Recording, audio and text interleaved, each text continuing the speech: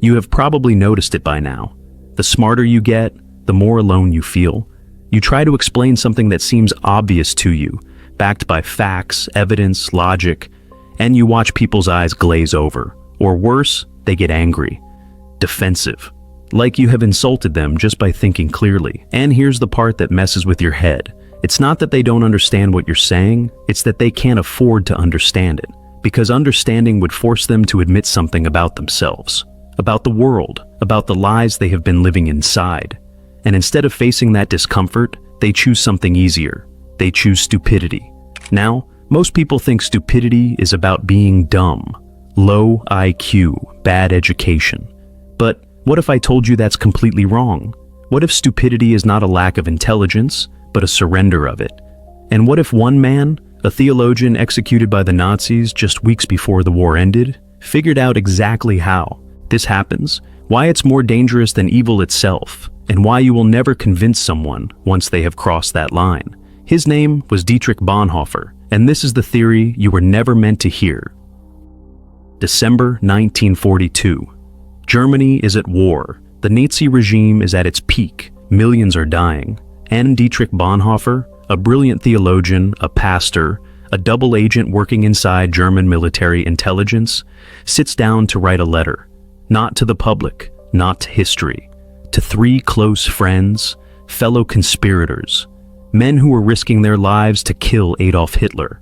It's Christmas, and Bonhoeffer knows he might not survive. So he writes them a reflection, a confession, a warning. He calls it After 10 Years. And buried inside this letter is one of the most brutal psychological observations ever written. He's watching his own country, educated, sophisticated, cultured Germany, fall into madness. And he's trying to answer one question. How did this happen? Not to uneducated peasants, not to people who did not know better, to professors, doctors, engineers, people with advanced degrees. How do intelligent people become instruments of evil? And his answer is terrifying. Because he does not blame ignorance. He does not blame the cruelty. He blames something far more insidious. He calls it stupidity. But not the kind you think. Listen to what Bonhoeffer actually wrote. He said this: "Stupidity is a more dangerous enemy of the good than malice." Read that again. More dangerous than malice. Why? Because you can fight evil. You can expose it. You can resist it. Evil makes people uncomfortable. It leaves a trace, a guilty conscience, a crack you can exploit. But stupidity?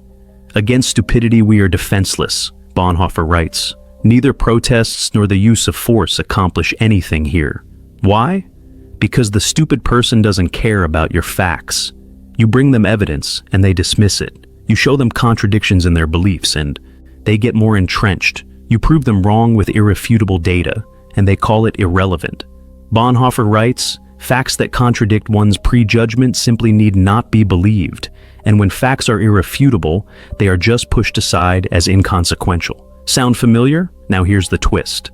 Bonhoeffer makes it clear, stupidity has nothing to do with intelligence. He writes, there are human beings who are of remarkably agile intellect yet stupid, and others who are intellectually quite dull yet anything but stupid. So, what is it then? What's the difference? Bonhoeffer's answer is chilling. He says stupidity is not a lack of brain power, it's a surrender of independence. Under certain circumstances, he writes, people are made stupid, or they allow this to happen to them. Made stupid, not born stupid, made stupid. And here's the mechanism. When a powerful force rises, political, religious, social, it offers people something irresistible, certainty, belonging, identity, purpose. But there's a cost. To join, you have to stop thinking for yourself. Bonhoeffer writes, under the overwhelming impact of rising power, humans are deprived of their inner independence and more or less consciously give up establishing an autonomous position. They stop asking questions. They stop weighing evidence. They stop being individuals. And here's the scariest part. In conversation with him, Bonhoeffer says, one virtually feels that one is dealing not at all with a person, but with slogans, catchwords, and the like that have taken possession of him. You're not talking to them anymore. You're talking to the ideology that's colonized their brain. They've become a vessel, a repeater, a tool. And the worst part? Having thus become a mindless tool, the stupid person will also be capable of any evil, and at the same time, incapable of seeing that it is evil. They can commit atrocities, and feel righteous doing it, because they're no longer thinking, they're obeying. So now you understand why your arguments don't work. You think you're talking to a person, but you're actually talking to a system. A mental framework that filters out anything that threatens its stability. Bonhoeffer explains it perfectly. The stupid person is often stubborn, but he is not independent. Stubbornness looks like strength, like conviction. But it's the opposite. It's fragility disguised as certainty. Because deep down, they know. If they let one doubt in, the whole structure collapses. So they double down, they attack, they deflect. Not because you're wrong, but because you're right. And that's unbearable. This is why Bonhoeffer says, "Never again will we try to persuade the stupid person with reasons, for it is senseless and dangerous." Dangerous, because when you challenge their belief system, you're not just disagreeing, you're threatening their identity. And people will fight to the death to protect that. Now here's where it gets even darker. Bonhoeffer noticed something crucial. People who have isolated themselves from others or who live in solitude manifest this defect less frequently than individuals or groups of people inclined or condemned to sociability. Translation: stupidity is a group phenomenon. The more you need to belong, the more vulnerable you are. It would seem that stupidity is perhaps less a psychological than a sociological problem, he writes. And then he drops the bombshell. Every strong upsurge of power in the public sphere, be it of a political or of a religious nature, infects a large part of humankind with stupidity. It's almost a law of nature. The power of the one needs the stupidity of the other. Think about that. Every authoritarian regime, every cult, every mass movement, they don't succeed because people are dumb. They succeed because people surrender their intelligence in exchange for certainty and belonging. And once that trade is made, you can't reason them out of it, because they didn't reason themselves into it. So what's the solution? Bonhoeffer is brutally honest. Only an act of liberation, not instruction, can overcome stupidity. You can't teach someone out of it. You can't debate them out of it. They have to be freed from it. And here's the tragic part. In most cases, a genuine internal liberation becomes possible only when external liberation has preceded it. Meaning what? The external power structure has to collapse first. The regime has to fall. The leader has to die. The movement has to crumble. Then, and only then, can people wake up. Until that happens, we must abandon all attempts to convince the stupid person. It's not cynicism, it's survival. Bonhoeffer wrote this letter in December 1942. 4 months later, he was arrested. 2 years later, on April 9th, 1945, he was hanged, just weeks before Germany surrendered. He never lived to see the liberation he wrote about, but his words survived, and they're more relevant now than ever, because we're living in an age of manufactured stupidity, algorithms that reward certainty over curiosity, echo chambers that punish doubt, ideologies, left, right, religious, secular, that demand total loyalty in exchange for belonging, and millions of people, smart people, educated people, are making the same trade Bonhoeffer warned about. They're surrendering their independence, becoming vessels for slogans, repeating ideas they never questioned, and attacking anyone who dares to think clearly. So, here's the hard truth. If you've been wondering why it feels so lonely to think for yourself, this is why. You're not broken. You're just refusing to make the trade. You're keeping your independence. And in a world addicted to certainty, that makes you dangerous. But it also makes you free. Bonhoeffer's final words on the subject were these: "The fear of God is the beginning of wisdom." Meaning what? That real intelligence isn't about having all the answers. It's about staying humble enough to keep questioning, brave enough to stand alone, and strong enough to resist the comfort of stupidity. That's the theory, and now you know why they never wanted you to hear it. I have 2 completely unvaccinated sons, and no, I'm not afraid of measles, and no, they're not the reason measles is all over the news. If the measles fear campaign feels eerily familiar, it's because we already lived through it with COVID. It's the same exact playbook, guys. Non-stop headlines, emotional language, and worst-case scenarios that create fear and panic. And somehow the fear is always solved by the same thing, an injection. Measles was never a death sentence. Our grandparents lived with it. They didn't panic. They didn't shut down society. They didn't need headlines every day telling them about how many cases there are. They understood illness was part of life. The media promotes fear because fear drives compliance. They'll never tell you that health outcomes depend on nutrition, environment, and context, not just a pathogen name and vaccine. I don't watch TV news. I don't even have cable in my house. And I honestly don't spend a single second afraid of these rotating crisis illnesses they push every year, whether it's COVID, the flu, RSV, measles, whooping cough. I don't care what you call it. It's all fear-based liarrhea propaganda. Fear is the real contagion, and you can stop it in its tracks without any poisonous injections by turning off the programming. In today's age of propaganda, simply turning off your television is one of the most powerful health decisions you can make for you and your family. You have to understand that everybody who advocates certain things, they are all under the same system. They are all in the system to say and repeat the same thing. If they don't tell you viruses are fake and contagion is a myth and all of the bunch of nonsense germ theory is fake, you're just being led into the same path. This is why the whole Maha thing, there's nobody up there who doesn't believe in viruses.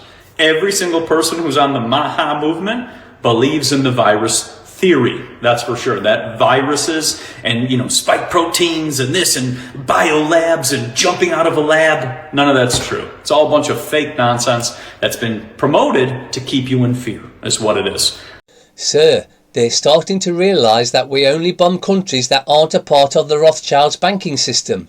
Did you know that petroleum can actually be refined into so many useful things? When crude oil is extracted from underground, it is sent into a distillation tower for high temperature distillation. The separation process works because each component has a different boiling point. At the very top, what gets separated as petroleum gas, which is collected in steel cylinders and used as cooking fuel. Next comes gasoline, the fuel we use most often, but you might not know that its share in crude oil is actually quite small, only about 20%.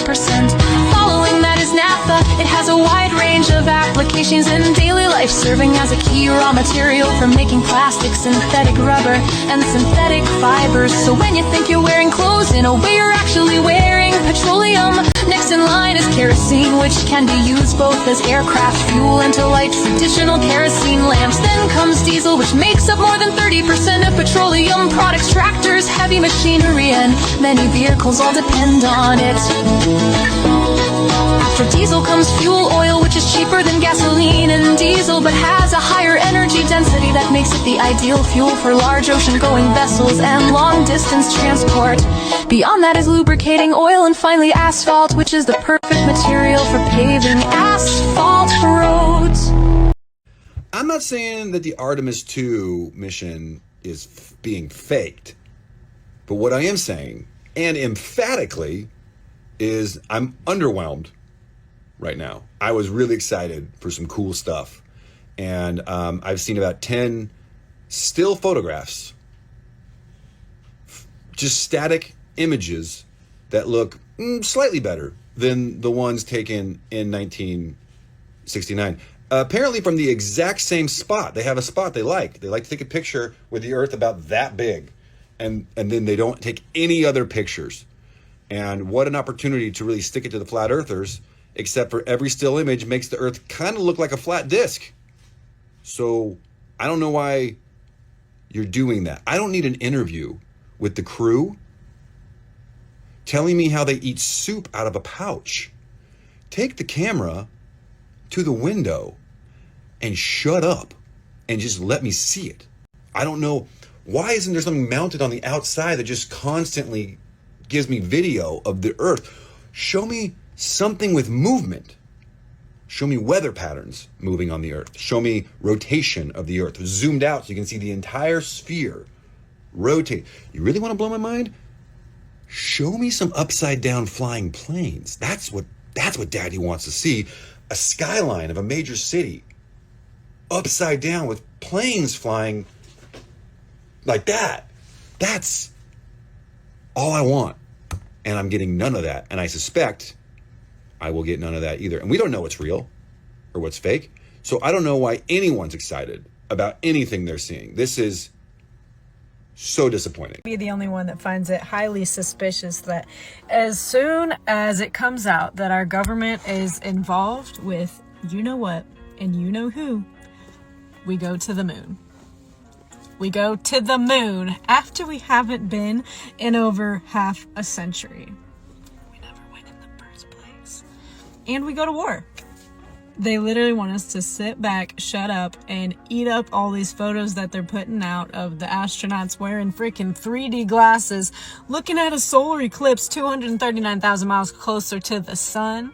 How did they know those glasses were going to work 239,000 miles closer to the sun?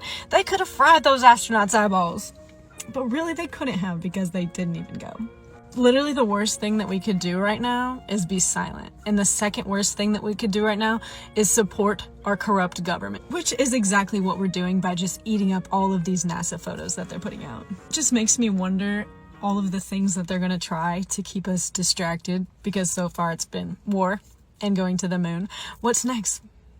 Aliens? If we don't make a fuss about it, literally nothing's gonna happen. They aren't going to prosecute themselves. They aren't going to incriminate themselves. They'd rather go to war and go to the moon. They say we're gonna go anywhere but jail. So if you want to laugh, this is Starlink right here. I found it with my Nikon 1000. There are balloons holding up satellites. So when people tell me we're going to space, here's my response. Here's Elon Musk. Remember that? When he was talking about we're going to Mars? With balloons? When your identity is your ideology, congratulations, you've officially screwed yourself, because now it's not just an idea, now it's you. And when the idea gets challenged, you don't hear disagreement, you hear an attack. So what do? You build a bubble. A nice, soft, padded little bubble where everyone agrees with you, uses the same words, hates the same people, and claps at the exact right moments. And you will defend that bubble at all costs, even if it makes you sound incredibly stupid. Facts don't matter anymore. Logic's gone. Humor? Dead. Because admitting you're wrong would mean admitting you are wrong, and that's unacceptable. So you double down. Louder, angrier, dumber. And that's how you end up defending nonsense like it's sacred scripture. Not because it's true, but because without it, you'd have to actually develop a personality. Conspiracy theorist, but you don't have to be one to think that this is insane. Right now in law that's going to be implemented it says for 2026, that states that every vehicle manufactured is going to have a kill switch in it.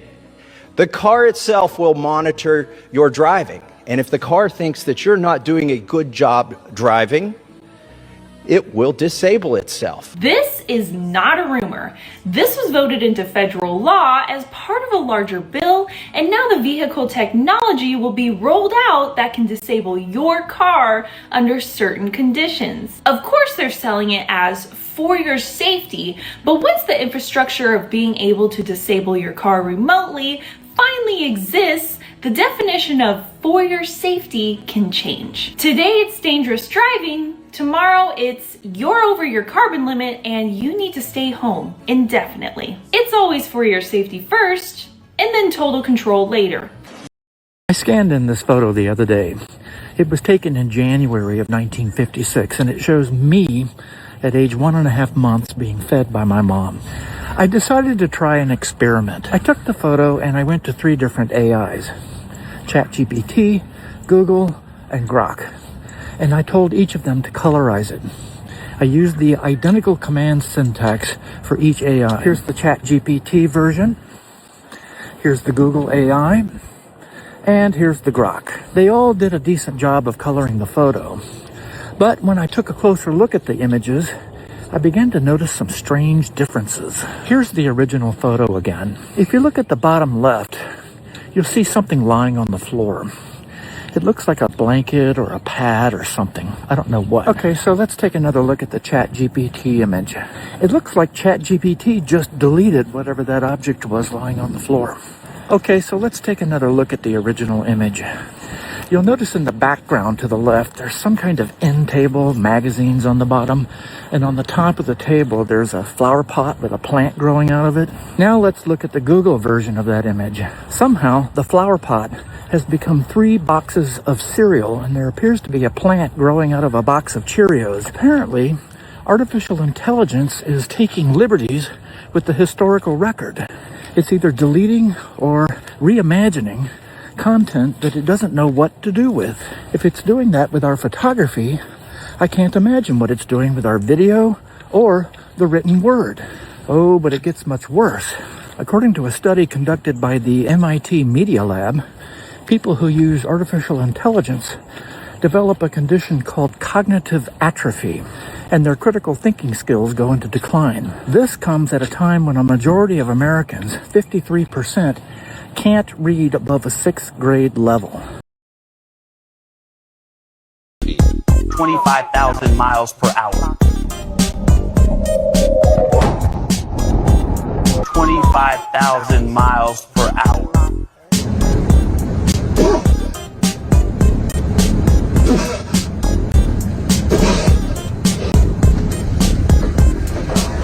25,000 miles per hour. And see if he is right. I'm not one of those people who likes to share something that others are sharing in the community without checking it first, because sometimes we've been wrong with calculations. I've been wrong, and it's good to double check the numbers. And so he actually was 100% correct with his math using the globe math. And it's something that most people don't think about, because we're fed the lie that although the sun is 400 times wider than the moon, it appears to be the same exact size as the moon because it is 400 times further by some miracle caused by a Big Bang explosion.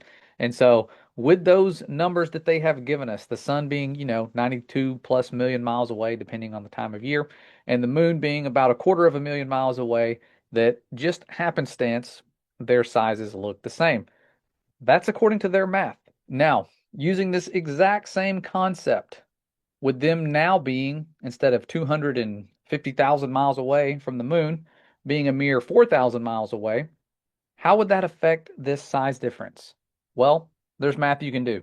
And if you go to Google and ask Google how large the sun should be compared to the moon at this distance, it will even tell you it's about 58 to 59 times larger than the sun in the sky if you're that close to the moon, or in space, I guess they should say, because you're not looking at the sky anymore. And so the yellow dot you see right here, that is how large the sun would look compared to the moon from their perspective.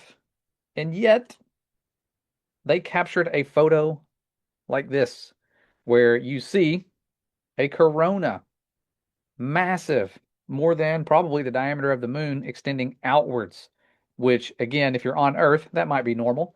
However, here is that corona as seen from Earth, allegedly. And if you shrink that down to be the size of that little dot that would be the size of the sun at those distances compared to the moon, that is never going to leave a corona that extends anywhere near the outer edges of the moon. But the astronauts were quoted as saying that they saw the corona around the moon and the earth shine lighting up the outer edge here. When we witness these eclipses, guys, the sun's over our head. The earth is shining back on the moon, and we have never witnessed earth shine on the moon. No one's filmed that, ever, that I have ever seen. And people have tried, and I've witnessed several of these, and never once have I ever seen earth shine on the moon at all. And so they're claiming that that's what they're seeing here because they're in space and they are wearing their glasses and only taking photos. They didn't get any video of this whatsoever. And so this definitely destroys their lie extremely easily. You don't even have to try that hard. Just look at the math.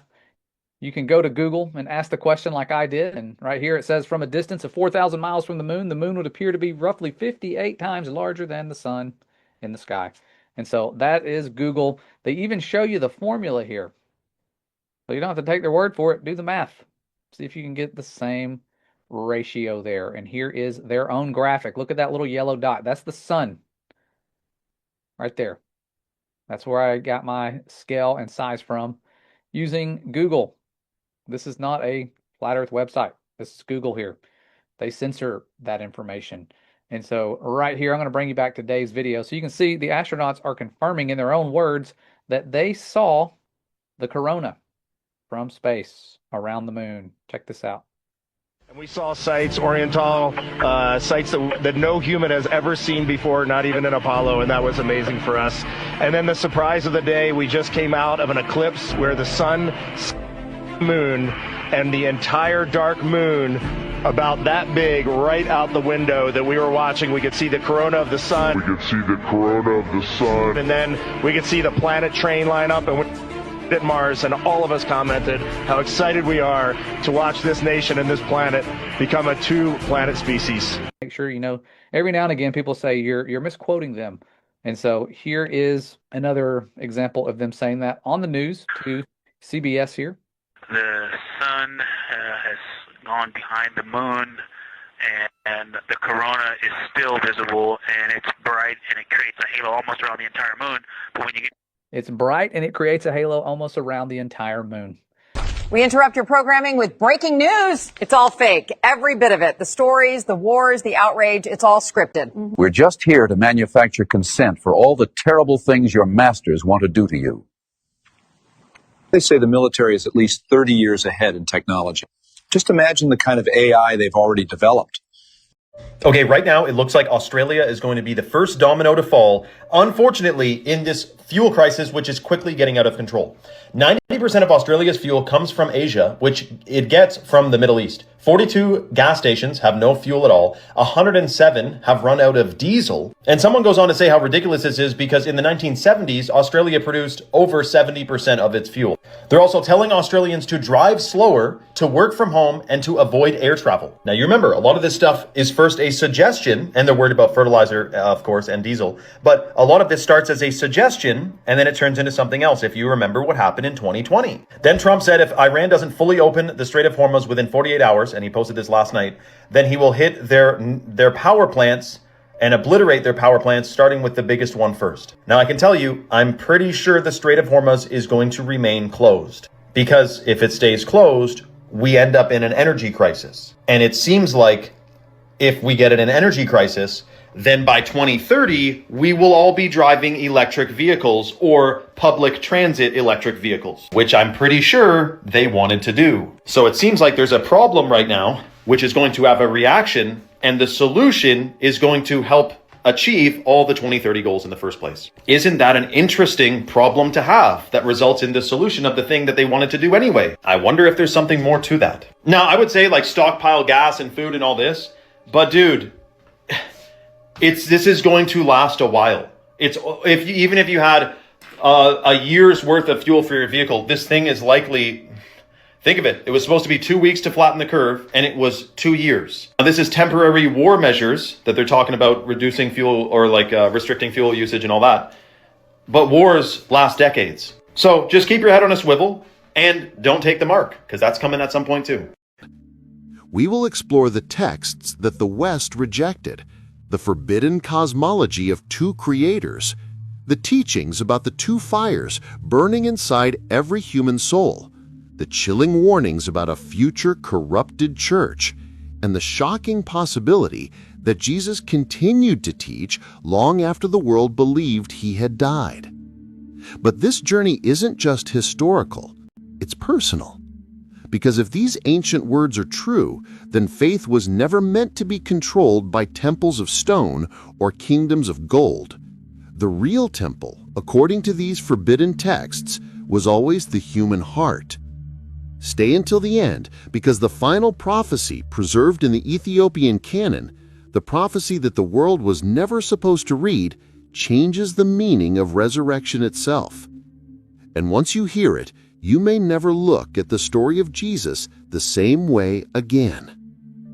Are you ready to see the version of Christianity that existed before Rome edited it? Then let's begin. Think about that. A Bible older than Rome's official version. A Bible untouched by the political filters that defined Western theology. A Bible that preserves books most of the world never even knew existed. Among these preserved texts are some of the most remarkable writings of early Christianity. The Book of Enoch, with its detailed account of watchers, giants, and forbidden heavenly knowledge. The Book of Jubilees, a lesser Genesis that rewrites timelines and reorders sacred history. And the texts at the heart of this video, the works describing the full 40 days after the resurrection, including the Book of the Covenant, which contains teachings the Western world never translated into its canon. Western scholars for centuries dismissed these books as apocrypha or legend, but the Ethiopian church saw them differently. They kept them not because they were strange, but because they were theirs, part of a tradition older than Rome, older than the councils, older than the political re-editing of the faith. And that brings us to the tipping point, the place where everything changes. If Ethiopia preserved manuscripts older than Nicaea, if they kept books that the West removed, if their canon reflects a Christianity untouched by imperial politics, then what else did they preserve that the rest of the world never saw? What teachings about Jesus were saved in these mountains while Rome crafted its own version? What missing chapters survived because Ethiopia never bowed to an emperor? The answer begins with the event the Western Gospels reduce to a paragraph, but the Ethiopian Bible expands into a revelation. The 40 days after the resurrection, a period so explosive, so disruptive, that it became the cornerstone of Ethiopia's hidden canon. And that is where we go next. Most people know the Easter story. They know about the empty tomb, the stone rolled away, the frightened disciples, the brief reappearances. In Western Christianity, the resurrected Jesus speaks only a handful of lines, comforting, reassuring, gentle, and then ascends. It's a short epilogue, the quiet end of a dramatic story. But in Ethiopia, that ending never existed. What if the resurrection wasn't the conclusion, but the beginning of his true reign? In the Ethiopic Bible, the 40 days after Jesus rose from the dead form one of the most detailed and electrifying sections in the entire canon. Instead of disappearing quickly, Jesus stays. He walks with his followers. He teaches them day after day, and his tone is not mild or poetic. It is fierce, urgent, royal, the voice of a divine king who has conquered death and now returns to deliver his final law. This is the heart of the Book of the Covenant, the mashup, believed by Ethiopic monastic tradition to record Jesus' full post-resurrection teachings. To understand its gravity, imagine a risen Christ surrounded by his closest followers in the aftermath of the most impossible event in human history. Their fear has turned to awe.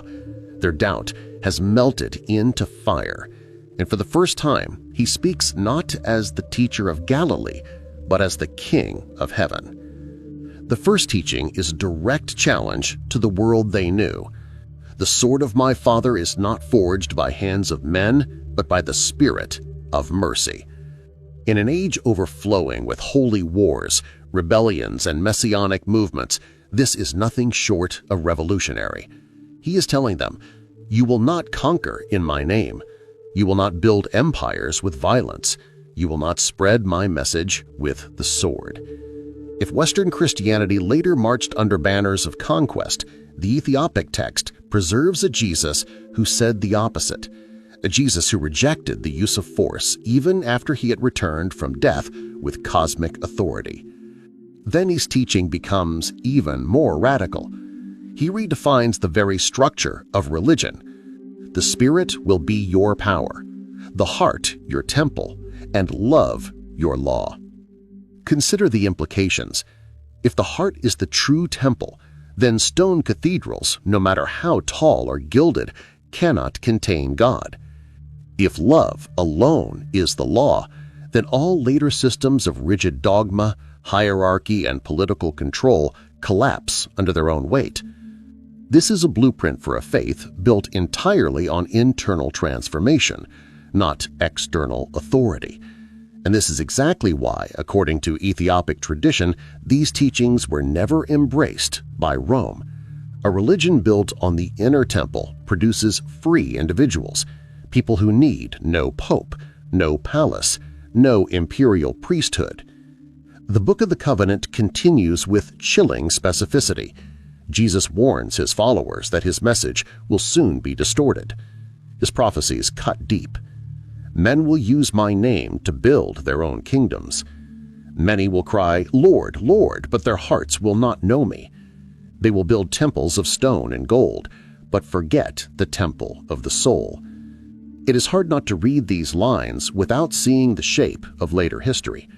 Vast institutions, wealthy clergy, golden altars towering over the poor. Ethiopic monks believed these were prophetic warnings of a future Christianity that would trade the inner temple for earthly power. And then there is the Dyscaldia, another ancient text preserved in Ethiopia. It reads like a rule book for a community that rejects hierarchy entirely. Jesus tells them to live simply, to share everything, to avoid greedy traders and corrupt rulers. And then the devastating line, do not be like the scribes of the future who wear white robes but devour the houses of the poor. A mirror held up to centuries of religious excess. Taken together, these teachings do not describe a Jesus preparing his followers to build a global institution. They describe a Jesus preparing them to resist one. If these are truly the missing chapters of Christianity, the unfiltered words of the risen Christ, then the resurrection was not meant to launch an empire. It was meant to ignite a revolution of the heart. And according to the Ethiopic Bible, the next revelations he gives are even stranger, reaching beyond morality into the very structure of the soul and the unseen battles within it. In the next part, we step into that realm. There are moments in ancient texts when the language shifts, when the metaphor becomes too sharp, too clear, too unsettling to dismiss as poetry. The Ethiopian Bible reaches one of those moments here when the risen Christ stops speaking about kingdoms and corruption and starts speaking about the architecture of the human soul itself. What if every moment of your life, every thought, every impulse, every emotion was feeding one of two invisible fires burning inside you? That is the teaching preserved in Ethiopia's post-resurrection texts. Where Western Christianity focuses on sin and forgiveness, the Ethiopian canon describes something more psychological, more mystical, and far more demanding. A lifelong internal battle in which no priest, no ritual, and no temple can fight on your behalf. According to the Book of the Covenant, Jesus begins this teaching with a revelation about death itself. Not the death of his body. His disciples have already witnessed his return, but the death that stalks every human being from birth. He tells them, the body is a garment. When it is torn, the spirit remains. In other words, death is not the end. It is the changing of clothes, a shedding, a transition, a return. For his followers, still trembling with the memory of his crucifixion, this reframed everything. The fear of physical death evaporated. What mattered now was the state of the soul beneath the garment. And so he tells them of the two fires. Every human carries two flames, one that burns upward toward God, and one that burns downward into darkness. Every thought, every word, every choice adds fuel to one fire or the other. There is no neutrality, no spiritual laziness, no coasting through life. Every moment is a vote for ascent or descent. This concept is not found anywhere in the Western Gospels. It is not a doctrine, not a parable, but a cosmology. It reframes the human condition as a ceaseless inner war, one that continues even in silence. And then Jesus describes something even more disturbing, a state he calls the walking death. To live without the Spirit, he says, is to walk in death though the heart still beats. These are people who may appear successful, healthy, influential, yet are hollow inside. Their faces carry ambition, but their souls are vacant. Ethiopian monks describe them as silent tombs, upright graves decorated with wealth, pride, or status. This is not punishment. It is a consequence. The downward fire has consumed them. The text then shifts again, entering what Ethiopian scholars refer to as the heavenly scrolls, teachings in which Jesus reveals the invisible companions that follow each human being through life. Every person, he says, walks with two unseen presences: an angel who continuously lifts the mind toward awareness, compassion, and clarity, and a whisperer who quietly pulls the mind downward toward ego, fear, envy, and the hunger for power. These companions do not force, they influence. They shape thoughts like winds shaping dunes. And the battle between them happens not once, but in every moment of consciousness. This may be one of the most radical ideas in the Ethiopian canon. No priest, no bishop, no ritual can win this battle for you. The struggle is internal. Victory is internal. Salvation is internal. It is the awakened heart, not the institution, that determines the destiny of the soul. For Ethiopian monks, this teaching is not a metaphor. It is a daily reality. Their chants, their fasting, their solitude are not attempts to impress God, but methods of aligning with the upward fire, quieting the whisperer, and strengthening the inner temple. The Western world rarely hears this version of Christianity, one in which the spiritual journey is intimate, psychological, and deeply personal. A faith in which buildings, hierarchies, and rituals matter far less than the state of the soul's fire. And yet, as shocking as these teachings are, they are only the threshold. Because in the Ethiopian Bible, Jesus goes further, not just into the nature of the soul, but into the nature of creation itself. He speaks of two creators, of a false architect who shaped the material world, and of a cosmic deception that the early Roman Church fought desperately to erase. In the next part, we cross that boundary. There are teachings that unsettle. There are teachings that destabilize. And then there are teachings that were hunted, silenced, erased, and condemned as the most dangerous ideas in early Christianity.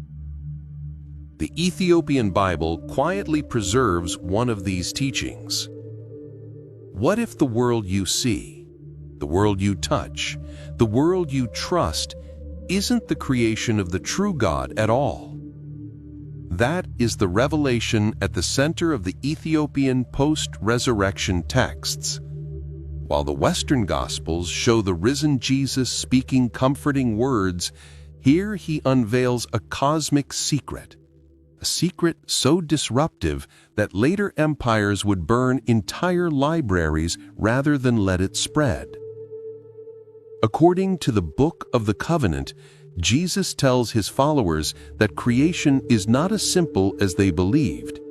There is not one creator, but two, and they are nothing alike. The first is the Father of light, the hidden, eternal, infinite source of all goodness, the one beyond form, beyond hierarchy, beyond all attempts to confine him inside temples or doctrines. But then he speaks of another being, a lesser being, a being who believed itself great, the builder of shadows. This builder, Jesus says, is not evil in the cartoonish sense. It is worse. It is proud. It is blind. It is convinced of its own authority. In its arrogance, it shaped the material world, a world that appears beautiful, but is hollow, a world tangled in illusions, gold mistaken for divinity, power mistaken for purpose, hierarchy mistaken for holiness. The Ethiopian text describes this builder as a craftsman obsessed with form but ignorant of spirit, a being who creates dazzling structures, mountains, kingdoms, empires, yet cannot breathe life into them, a being who governs through fear, scarcity, and obedience.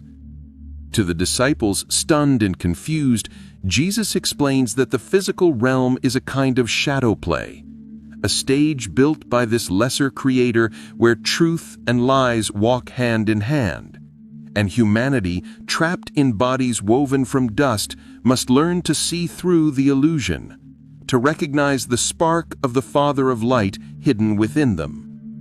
This teaching is unmistakably Gnostic, but the Ethiopian tradition does not treat it as an outsider philosophy. It treats it as part of the risen Christ's final revelations, a knowledge meant for his closest followers, the inner circle who would carry his message unfiltered. He tells them that the builder of shadows is the God of stone temples, of gold-coated altars, of tyrants who rule in the name of heaven. It is the God who rewards obedience, not awakening, the God who favors systems, not souls. And then Jesus draws a devastating contrast. The Father of Light asks for nothing but awareness. The builder of shadows demands monuments. The Father of Light dwells in the heart. The builder of shadows dwells in institutions. The Father of Light frees. The builder of shadows controls. When scholars discovered the Nag Hammadi library in Egypt in 1945, texts like the Gospel of Thomas, the Gospel of Judas, they found the same idea, a false creator, a demiurge worshipped by mistake. Rome condemned these ideas as the ultimate heresy, labeling them poisonous to the unity of the empire. But in Ethiopia, these teachings survived, protected by monks on mountaintops, passed from generation to generation, untouched by the political machinery of the West.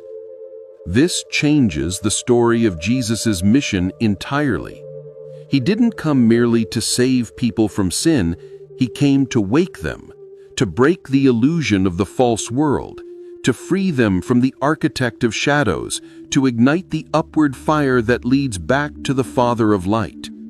And then comes the most radical part of the teaching. Jesus tells his disciples that the world will mistake the builder of shadows for God. Empires will rise under this illusion. Priests will enforce it. Kings will weaponize it. And his very name, his very identity, will be twisted to fit the agenda of the lesser creator. This is not metaphor. This is indictment. If the Ethiopian Bible is right, if a lesser creator shaped the world of power and empire, then the faith built in Rome was not merely incomplete, it may have been built on the wrong foundation entirely. And according to the Ethiopian canon, the next revelation pushes this even further, into a version of the Jesus story that the Western world was never supposed to imagine. In the next part, we confront that forbidden gospel, the story in which Jesus never died at all. There is a boundary most believers never imagine crossing, a line between the familiar story of sacrifice and a forgotten story of survival. The Ethiopian canon steps directly across that line. What if Jesus did not die on the cross?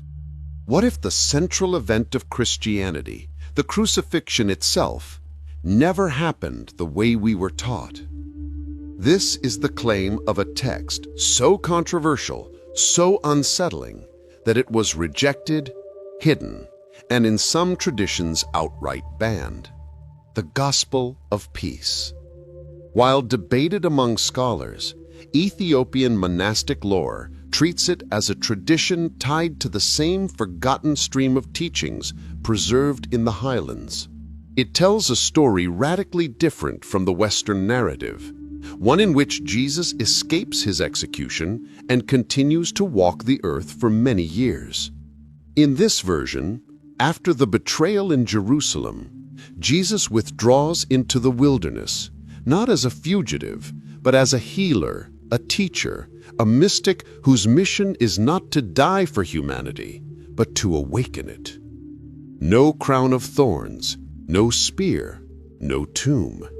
Instead, he lives, moving from village to village, valleys to hills, teaching a way of life rooted in nature, compassion, and the rhythms of creation. And the teachings of this living Jesus are unlike anything in the Western canon. He calls the earth Mother and God Father. He teaches that the rivers are angels of cleansing, that the trees are angels of life, that the sun is the angel of light.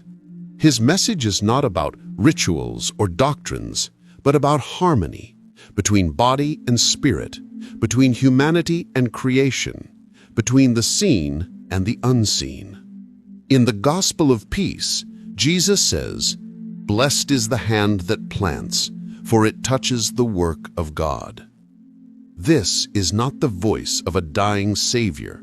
This is the voice of a living healer. And here is where the story becomes dangerous. A Jesus who lives does not require an empire. A Jesus who heals does not require an institution. A Jesus who teaches natural harmony does not require cathedrals or councils. His message creates independent individuals, not obedient subjects. A faith based on inner transformation, not external authority. A path where the temple is the heart, the law is love, and divinity is found in the living world around us. From a political standpoint, this is disastrous. And so, according to this tradition, history took another path. In 325 AD, at the Council of Nicaea, the Roman Empire faced a crisis: internal fractures, declining unity, a need for order. Emperor Constantine needed a story that could hold an empire together, a story that demanded loyalty, obedience, and institutional authority. Which version of Jesus accomplishes that? A living teacher who empowers the individual, or a dying Savior whose crucifixion becomes the key to salvation, controlled and dispensed by a central church? The choice was obvious. The Gospel of Peace, with its barefoot Jesus teaching among the trees, was impossible to weaponize. The crucified Jesus, on the other hand, could become the center of a system, a hierarchy, a priesthood, a gatekeeping institution. Thus, the Western world inherited the story of death and resurrection, while the story of the living Jesus faded into the shadows, preserved only in fragments, whispers, and the monasteries of Ethiopia. But even that is not the end. Some ancient traditions propose that someone else, perhaps Simon of Cyrene, the man forced to carry the cross, was switched in the chaos of the arrest. Others claim that a divine illusion confused the executioners. Still others say Jesus fled east, traveling through Persia, India, and Tibet, appearing in the traditions of mystics as Isa, a wandering master of compassion. Yet one version stands out, that he fled not east, but south, to Ethiopia, the homeland connected to his ancestral line, the land that guarded the Ark of the Covenant, the bloodline of Solomon, and the secrets of a faith untouched by Rome. In the Ethiopian tradition, all paths lead to one place, a kingdom that guarded the Ark of the Covenant, the bloodline of Solomon, and the secrets of a faith untouched by Rome. That is where we go next. There is a moment when every hidden story points in the same direction, when scattered clues align so perfectly that the mystery stops being a theory and starts looking like a map. For the Ethiopian tradition, that map leads to one place, a kingdom that claims to be the guardian of the Ark, the heir of Solomon, and the last vault of Christianity's original truth. Why Ethiopia? Because for 3,000 years, this land believed it wasn't just part of the biblical story, it was the biblical story.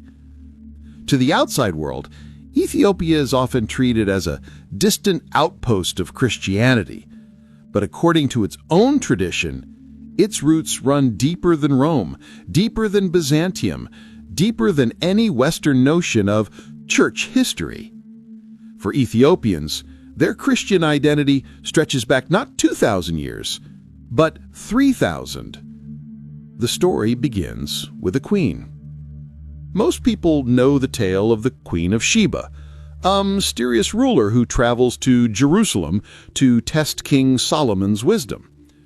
In the Ethiopian tradition, this is not a diplomatic visit. It is a turning point in sacred history. They name her Makeda, the Ethiopian queen who united two bloodlines, her own and the lineage of King David. From their union, a son was born, Menelik I. When Menelik reached adulthood, he journeyed to Jerusalem to meet his father. The encounter changed everything. According to Ethiopian lore, Menelik didn't return home empty-handed. He left with a gift or a theft that would reshape the destiny of an entire nation. He brought with him the Ark of the Covenant. Not a replica, not a symbolic chest. The actual Ark, the same golden reliquary described in the Hebrew Bible, said to contain the tablets of the Ten Commandments, a vessel so holy it could level armies and strike men down. The story claims that the Ark was secretly taken from Solomon's temple and carried across deserts into the highlands of Ethiopia, where it has remained for nearly 3,000 years. Today, it is said to rest in a modest stone chapel in the city of Aksum, guarded by a single monk who devotes his entire life to watching over it. He never leaves the chapel grounds. He speaks to no one, and he alone can gaze upon the Ark. To outsiders, this sounds like myth. To Ethiopians, it is the center of their faith. And if the Ark truly rests in Ethiopia, then Ethiopia is not just a Christian country, it is, in their eyes, the true Israel, the inheritor of the covenant itself. But the story goes deeper. The Solomonic dynasty, founded by Menelik I, ruled Ethiopia in an unbroken line for nearly 3,000 years, claiming direct descent from the house of David. No other monarchy in human history lasted so long. And who else comes from the house of David? Jesus. This means Ethiopia sees itself not as a convert to Christianity, but as a relative safeguarding the family legacy, guarding the bloodline, the Ark, and the full canon of scriptures, including the books and teachings that Rome rejected. And then there is the history that refuses to behave like coincidence. During the European scramble for Africa, every nation on the continent fell under colonial rule, except Ethiopia. In 1896, at the Battle of Adwa, Ethiopia defeated the Italian Empire in a victory so shocking it shook Europe. The nation remained free while kingdoms around it crumbled. To Ethiopians, this was no accident. Some believe the Ark itself served as a shield, not merely a relic, but a source of divine protection. And throughout all of this, wars, invasions, empires rising and falling, the Ethiopian monasteries never stopped guarding their scrolls. On islands in Lake Tana, on mountaintop churches carved into stone, monks continued to chant in ancient Ge'ez, reading from manuscripts so old, scholars say they breathe. These are the guardians of the forgotten texts. the 81-book canon, the Book of the Covenant, the teachings of the inner temple, the cosmology of two creators, and the whispers of a living Jesus. Everything points here. The lost books, the Ark, the bloodline, the unconquered kingdom, the final prophecy.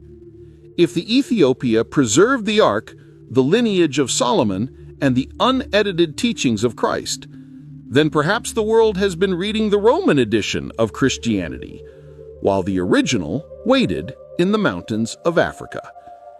And according to the Ethiopian Bible, the final prophecy reveals exactly when that original truth will rise again. That is what we uncover next. In the final pages of the Ethiopian canon, the tone shifts once more. The teachings move from history to destiny, from what happened to what must return. And it is here, at the end of all the hidden chapters, that the most haunting prophecy emerges. It says that in the last days, when empires crumble and old narratives begin to fracture, the forgotten words will rise again. Not from Rome, not from cathedrals, not from councils, but from deserts and mountains, from the very places where they were hidden for 2,000 years. It says the teachings of the inner temple will return. The warnings about corrupted faith will return. The forgotten cosmology of the soul will return. And from Ethiopia, the land that guarded the Ark, the lineage, and the unedited canon, the original message will surface. And Jesus' final hidden saying echoes through these pages. I will return in truth, not in image, not in statues, not in rituals, not in symbols forged by the builder of shadows, but in truth, raw, ancient, unfiltered. If that prophecy is real, then maybe the resurrection isn't just a moment in the past. Maybe the real resurrection is happening now. The resurrection of the truth that was buried, silenced, edited, and nearly forgotten. Maybe what rises is not a body, but a message. Not a symbol, but a story too dangerous for the empire that once rewrote it. So what do you think? Did Rome craft the version of Christianity the world inherited? Did Ethiopia protect the original, preserving the books, the warnings, the cosmology, the teachings, and even the bloodline? Or is the truth somewhere in between, still waiting to be uncovered? If you're ready to explore the next layer of this mystery, join us for the upcoming deep dives. Whether it's the Book of Enoch, the secrets of the Ark of the Covenant, or the forgotten scrolls that Ethiopian monks say are still breathing.